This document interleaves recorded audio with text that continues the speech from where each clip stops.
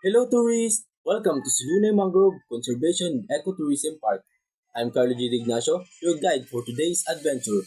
And now, I'll be showing you some wonders of this unique ecosystem. As you can see, we're surrounded by lush mangroves forests.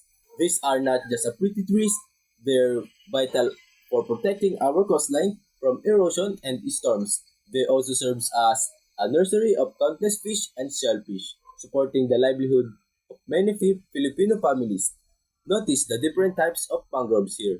Each species has adapted to thrive in this unique environment with their roots flirting the saltwater and providing habitat for a variety of creatures. Listen to the birds. Many species call this mangrove forest their home. We're fortunate to have such biodiversity here. Look closely.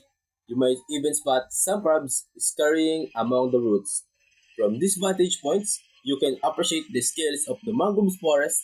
It's a breathtaking sight. It's not it. The park's ecotourism initiatives help protect their precious resource while providing opportunities for local communities.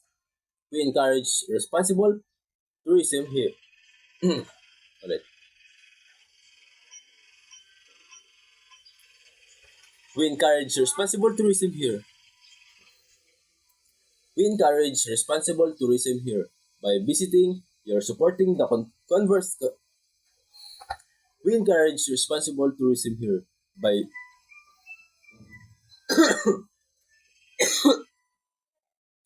we encourage we encourage responsible tourism here by visiting. You're supporting the conservation efforts and helping to ensure the sustainability of this incredible ecosystem for generations to come. Unfortunately, our time is almost up, but before we conclude, I want to leave you with this thought. The health of our mangrove is directly linked to the health of our planet. Let's all do our protect. Unfortunately, our time is almost up, but before we conclude, I want to leave you with this thought. The health of our mangroves is directly linked to the health of our planet. Let's do let's all do our part. Unfortunately, our time is almost up, but before unfortunately, our time is almost up, but before we conclude, I want to leave you with this thought. This health ah unfortunately unfortunately unfortunately our time is almost up, but before we conclude, I want to leave you with this thought. The health of our mangrove is directly linked to the health of our planet.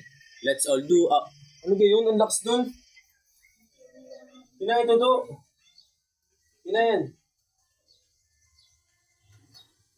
Mahina lang. Unfortunately, our time is almost up, but before we conclude, I want to leave you with this thought. The health of our mangrove is directly linked to the health of our planet. Let's all do our part to protect this vital ecosystem. Mabuhay and thank you for joining us. Bye-bye!